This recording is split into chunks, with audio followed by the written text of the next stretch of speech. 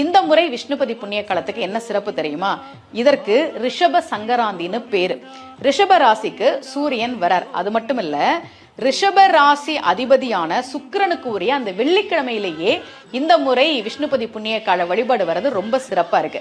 அதனால அன்றைய தினம் வீட்டுக்கு பக்கத்துல இருக்கக்கூடிய பெருமாள் கோவிலுக்கு போய் காலையில 10:30 மணி வரைக்கும் தான் விஷ்ணுபதி புண்ணிய காலம். அந்த நேரத்துல சங்கு சக்கரத்தோடு இருக்கக்கூடிய பெருமாள் கோவிலுக்கு போய் கொடிமரத்தோடு சேர்த்து அந்த பிரகாரத்தை வலம் வந்து ஒவ்வொரு முறை நீங்க சுற்றி முடிக்கும் போதும் கையில இருக்கக்கூடிய ஒரு பூவை கொடிமரத்துக்கிட்ட வைங்க.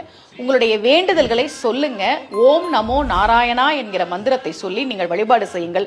தெரிஞ்ச பாசுரங்களை எல்லாம் சொல்லுங்க. இப்படி சொல்லி வழிபாடு செய்கிற போது நிச்சயமாக நம்முடைய வேண்டுதல் நிறைவேறும் என்பது நம்பிக்கை. வருகிற மே 15ஆம் தேதி விஷ்ணுபதி புண்ணிய காலம் ரிஷப சங்கராந்தி வெள்ளிக்கிழமையோடு சேர்ந்து வருகிறது. இந்த நாளில் விஷ்ணுபதி புண்ணிய கால வழிபாடு செய்து பயன்பெறுங்கள்.